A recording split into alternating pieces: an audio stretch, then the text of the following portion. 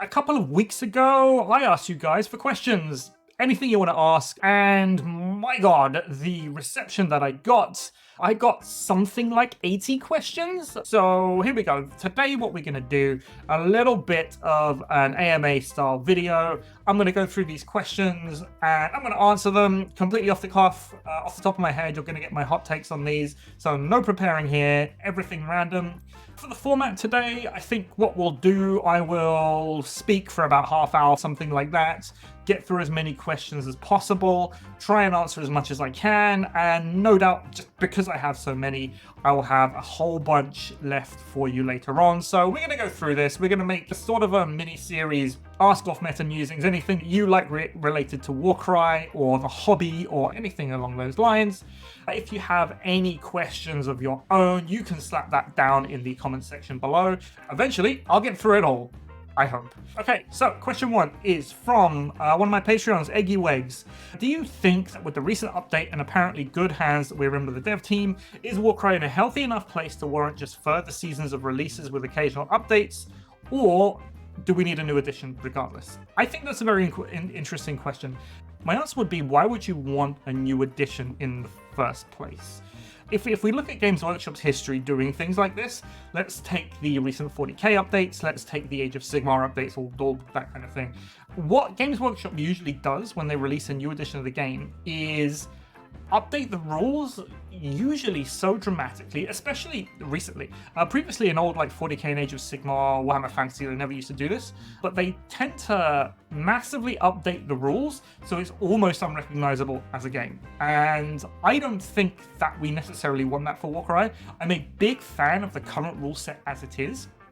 And I'm a big fan of the updates that are going in for Warcry. So the addition of Bladeborn, for example, the addition of all of the new Age of Sigmar fighters, that kind of thing. So I personally would not want a new edition. I'm perfectly happy with Warcry to be something like Necromunda, which doesn't get major rules overhauls. Maybe it gets like a book every now and again, kind of compiling all of the different rules and all the different things that have been added to the game, but the core rules essentially remain the same. So that's what I would like to see. Warcry as itself remain as it is, with small tweaks going on here or there, because I think that the core rule set as it is kind of good enough. If I did want to see a new edition, we know that one of the biggest criticisms of the game is that it's not crunchy enough, let's say. So there's not tactical depth. I disagree with this. You know that. I've done other videos on this, I've written things about this, but there are a few things that could be done in that regard, I think, to improve the game, probably around attacking things and how you attack things and just rolling your dice and then doing flat amounts of damage. Maybe you could put some kind of an opposed roll in there. So that's the kind of thing that would go in a new edition as opposed to just bolt-ons for the current one. But yeah, aside from that, I'm really happy with the game as it is. So I'm happy to just keep on getting continued updates and tightening around the rules as they are. Maybe minor rules updates every now and again. And you have enough of these little updates, you could release a new book to have like Warcry 2.5. But I think that's way down the line and we're basically not there yet. This one, Alex Chu, how do you balance being a new dad with your hobbies? That's a very good question, Alex. Thank you for that. Now, my answer to this would be, well, okay, so you have priorities, right? And the new dad stuff kind of takes precedence over any of your hobby stuff. I set a way up a while back, but the reason why I was able to start doing YouTube in the first place was that I found myself with a lot of time on my hands at night times when I was trying to put the baby to sleep and someone had to be up for the nighttime shift. So I started doing YouTube then. And that's kind of still what I do today. Basically, once everybody's in bed, we're all done. That's when I do my recording. The bulk of my recording takes place at like 10:30, 11 o'clock at night. So that's when I get all of this stuff done. You have to balance that, of course, with hobby, and then you balance that with going to events and that kind of thing, because primarily that's what I do, right? I build warbands, I go to events, and I give my feedback on those. And it's been a couple of years now since I started this, and it's mainly a case of communication. Essentially, I speak to my wife and we organize. I say, okay, well in advance, this is when I'm going to be gone. I try and do something to take the load off of her. So we've got the dog, we've got the child. I put the dog in for dog walking, give the child to my parents, for example, for that day. And it kind of works out. I get to go every 3 months or so to an event. All the rest of the hobby stuff is done late nights when I essentially have time to myself.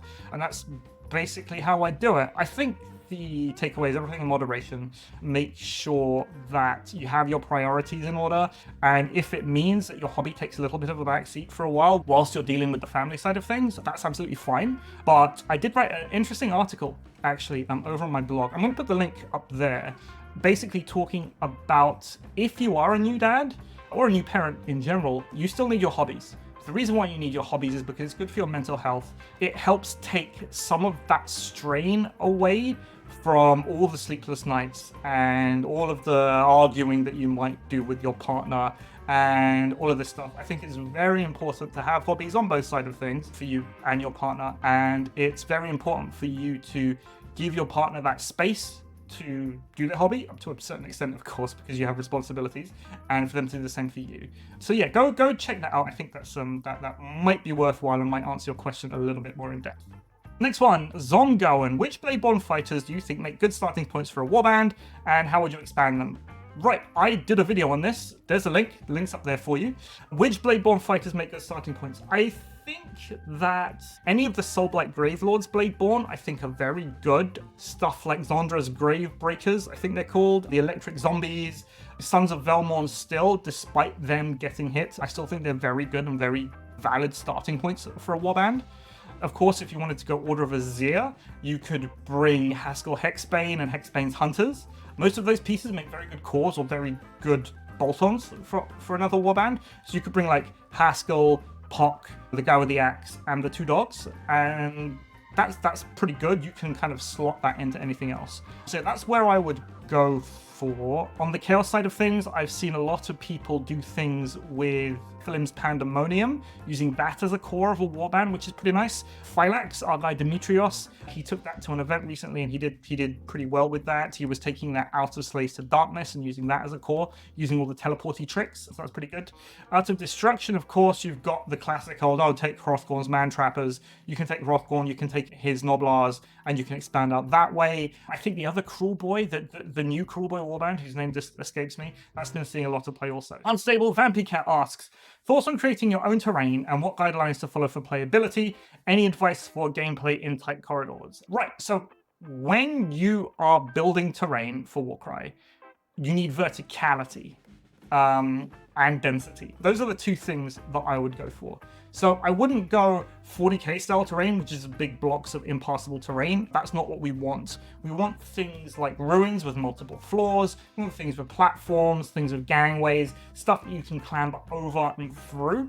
And I think that makes for a more compelling experience for Warcry, because Warcry is set on a skirmish scale, and ultimately what you want are two really cool looking warbands fighting over a big thematic board. That's why I really like the boards over at Warhammer World. Their density is pretty good, so it's something like 1.5 boxes of the Heart of Gur style terrain. And of course, you do have different kinds of warbands that do like a lot of verticality, and it really helps give importance to that movement stat that isn't just, oh, I'm going to run across the board and I'm faster than you, so I'm going to get there, or you can't catch me. Once you start having things like platforms, ladders, stuff that you can climb up and over, it really enriches your games because it does give you more tactical options to do things like protect yourself. If you're going to climb up something, you're going to be eating movement from your opponent to get up there. So yeah, verticality and density, those are the two things that I would recommend. Gameplay in tight corridors, the main thing you need to think about when you're playing in tight corridors,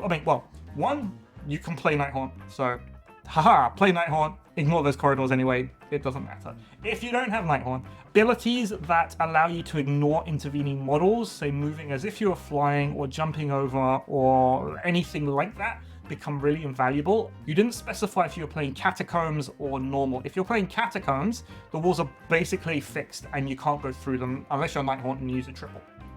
So at that point, what really matters is your base size, and if you can fit through corridors, or if your base is big enough that you can stop your opponent's models going through corridors. This is where things with the big oval bases, like the Mindstealer Sphinx, for example, they suddenly become really useful because you can wedge that thing into a corridor and completely stop your opponent from moving past you. You're not allowed to phase through enemy models, so you can use it as a big old blockage. Any of those really big models are really well for that. But I like things like the Mindstealer and Vanguard because one way they are wider than the other, so it allows them to move through corridors a little bit more easily, but then rotate a little bit and to block off things. So that's what I would be going for.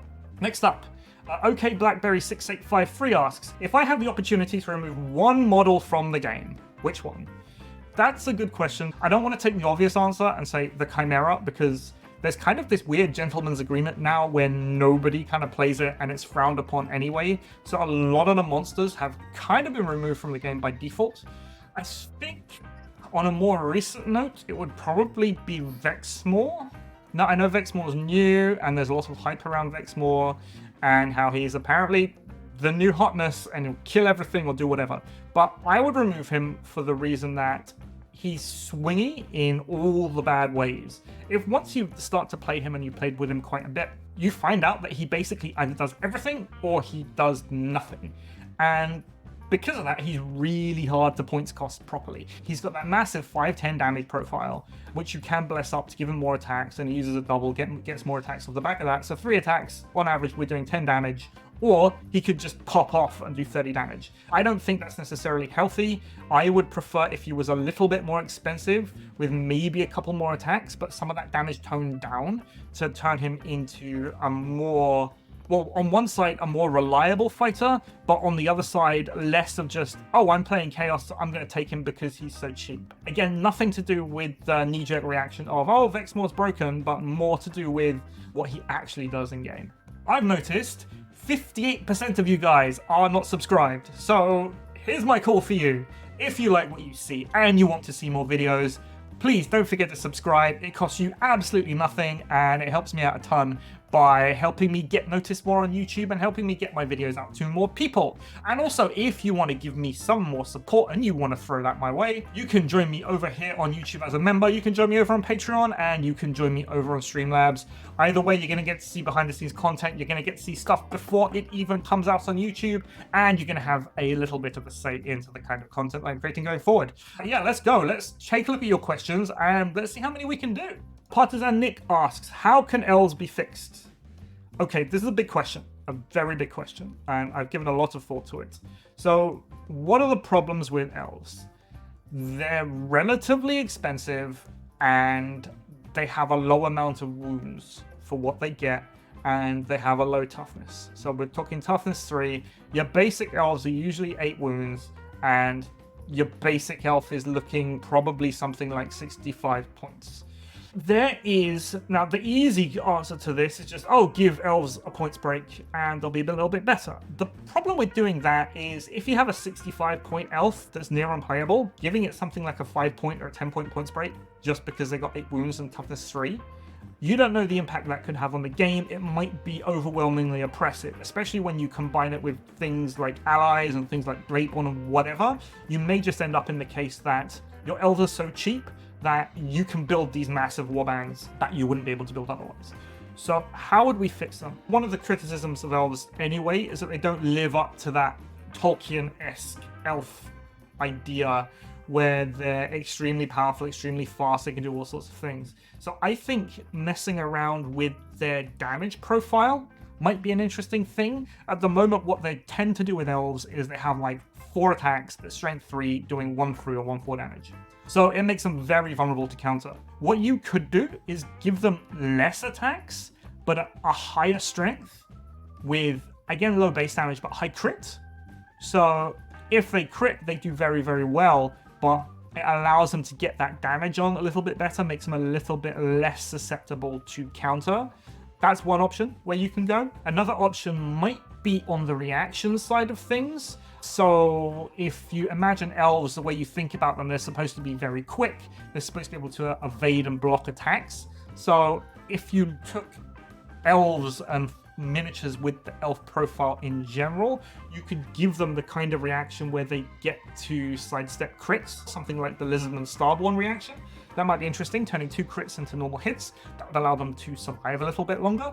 Or else you could look on the ability side of things, maybe give all models with elf profiles something like a double that boosts their strength for 1 attack, something like that. I kind of like the idea of messing around with reactions because I think it is not enough of an explored space for Games Workshop to get into. So yeah, doing something with that where you can make your elves take a hit and just not die automatically, I think that might be an interesting way to go. If it isn't just, okay, I'm going to slap 5 points, 10 points off of all elf profiles.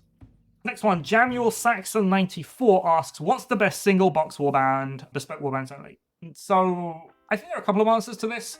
I really like the Cruel Boys Monster Killers. It seems like there's just everything that you need in that warband to succeed. You've got all of the different kinds of fighters.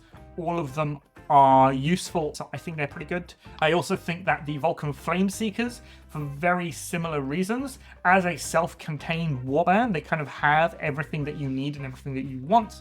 If we're looking for older warbands, I would probably say Iron Golems. They have a little bit of everything. Their abilities are okay. They've got some decent chaff units. They've got some decent harder hitting units. They've got the big old Ogre Breacher, which can do awesome things by itself. So yeah, either of those three I think would be very good, and they're kind of up there as some of the best starting warbands that you can buy in one box. Next question is from Steve Bean, another one of my patrons. Thank you very much. I didn't anticipate a bunch of stuff that Games Workshop has done with the game, e.g. Bladeborn, Divine Blessings, and Reactions. But after the fact, these things seemed like pretty natural ways to expand the game. What potentially unexpected and natural or unnatural things do I think Games Workshop has lined up for Warcry? I think if we're going to take Kill Team as kind of a template for this, I was really expecting the next season of Warcry to be something like Catacombs, where we get inside the crashed Slaanesh ship and we go like corridor fighting and maybe like some slightly bigger, more open areas, but inside the ship, all sorts of weird Slan and Lizardman architecture, that kind of thing. So that's where I thought we were going to go. It doesn't look like that's happened. I don't know if we're going to go to actually with the main Age of Sigmar 4, but that could be interesting, just a complete shift away from the Gnarlwood. I do actually like the Gnarlwood as a setting. I know a lot of people don't like the meat trees, but I like them. I think they provide for a visually interesting board. So yeah, I would have done something like that. I would have expected something like that to come with the Catacomb style release. I do think that an overhaul of the combat system could happen, especially if Games Workshop wants to try and capture some more of that Kill Team style audience that makes things a little bit more crunchy. But again, that's not personally a way that I would like to see going. I think one of the merits that Warcry here has is the real ease of play and the ability to just roll some dice at a thing and to see what things happen, as opposed to having several different steps to essentially come to the same answer. One thing I would like to see though, and so Games Workshop, if you are watching, I would love to see faction passives and faction style abilities. Now we've seen that already with some of the narrative rules for the warbands that have been released in White Dwarf and in some of the boxes. I think that could be pretty cool and a really nice way to expand out warbands and give them more flavor and give them more varied playstyles on the battlefield. Now we've already seen something a little bit like this with the Pyregeists, but I think they could take that a lot further. So let's say, I don't know, for example, their faction passive could be like their passives in Age of Sigmar, where you've got like the high tide and low tides, so they get different boosts as they're playing the game depending on which turn it is. I think that could be pretty cool. I think a way to balance that with the ally system might be to say, okay, if you bring in an ally, you don't get your faction passives and you don't get your allies' faction passives either. So it becomes a real toss-up to say, okay, is this ally worth me taking as opposed to something in faction? Because if I take something in faction, I get all the boosts and all of the additional special rules that I would get normally. I think that would be pretty cool, and that's something that I would definitely look at doing. But at the moment, there's like, what, almost 60 factions? So it would be a massive job. I wouldn't want Games Workshop to rush it. I think it would warrant a big Tome of Champions style release at some point in the future. Jim Crimmins asks, what do you think of this all Slaanesh Demons list? Contorted Epitome, Vex More Vashtis, Hellstrider with Claw Spear, Demonet, Demonet, Demonet, Demonet, Demonet. Okay, so let's break this down. 3, 5, 6, 7, 8, 9. So it's a 9-man warband, so on the larger side for the kinds of warbands that we are seeing nowadays. After the update on the competitive side of things, we are looking more into 7-man and 8-man warbands, so having a 9-man warband I think is something that could definitely work. The Contorted Epitome, I really like the Epitome. I know a lot of people hate it, but I still think there's a lot of power to its quads, just being able to shut something down. And it does have a ton of 2-4 attacks going for it. I think 6 attacks. So we know that Vexmore and Vastus are strong. That's very good. You've got your core of Demonettes. Like, Demonettes ideally could do with being 70 points or 65 points, but that's not something we can deal with now. So what I would do is I would look to trim this down a bit. I think it comes to 995 points. If we trim this down to be able to get the Epitome +1 strength, suddenly it's attacking for like a 6-4-2-4, which makes it very good and just not like really susceptible just to getting bonked on the head with counter. So I think that's where we want to go. I'm not a massive fan of the Hellstriders. I kind of prefer the Seekers of Slaanesh to them, and I also prefer Fiends of Slaanesh to them. So I think where we're going to go with this is we're going to drop a Demonet, go down to 8-man. That opens up 75 points. The Fiend of Slaanesh is 160, if I remember. So we're going to drop the Hellstrider and we're going to drop a Demonet. We're going to buy a Fiend for 160. So Vexmore absolutely needs that +1 attack. So let's look at this. We gain 75 points and we gain 135 points. Okay. Vexmore's +1 attack is 30 points, which leaves us with 180 left. +1 strength on the Epitome is 15, so that's 165. And then we can use the remaining 160 points to buy that Fiend. The Fiend won't have the Blessing of Strength on it, but you kind of can't do everything with that. And I think that would be a slightly better way to go. You take all 3 of the Thricefold, but I don't necessarily think that's what we want to do here because we do like the Epitome. So yeah, we're going to go Epitome, Vexmore, Vastus, Fiend of Slaanesh, 40 minutes, 8-man warband, +1 attack on Vexmore. We're going to go +1 strength on the Epitome, and we're going to have the Fiend there. The Fiend does have damage boosting abilities and the net anyway, so it's not like it's completely useless. And I think that's a bit of an improvement over what we have here, and I think that'll do a whole chunk better. Stephen Kozler asks, did changes to Kharadron Overlords topple them only a little or off the mountain?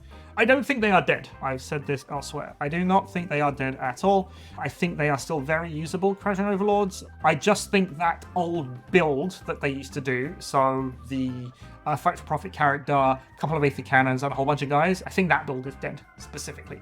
Because suddenly, Aether Cannons just aren't as good anymore when they don't get a whole bunch extra shooting attacks. So what can you do with them instead? KO still have some amazingly points efficient models. Their basic dudes, even with the points bumps, are still very good and very efficient for what you get. And now they can bring things like the Skyhook. The Skyhook on their basic guys is really, really good. It gives it a very credible melee threat.